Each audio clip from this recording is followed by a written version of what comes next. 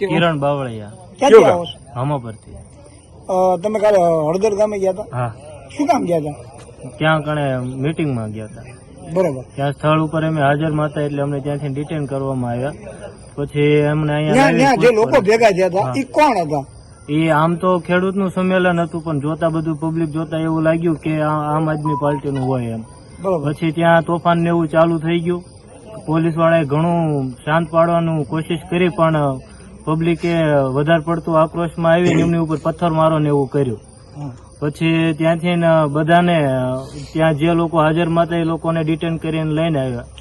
એટલે તમને પણ કર્યા હતા? હા, અમને પણ ડિટેન. ગઈકાલના? હા. પછી તમને લાવ્યા બાદ અહીંયા રાત્રે દરમિયાન પોલીસનું તમારી સાથેનું વર્તન કેવું લાગ્યું? તમને સારું વ્યવસ્થા? વર્તન હતું. બહુ કોઈ ખરાબ વસ્તુ, કોઈ ખરાબ રીતે અમને કોઈ બોલ્યા નથી, માર્યા નથી. ખાવા પીવાની બધી સગવડતા કરી દીધી હતી. તમે એક યુવાન તરીકે આ એક સંમેલનમાં ગયા હતા, હા, બરોબર છે. આમ અનુભવ કેવો થયો?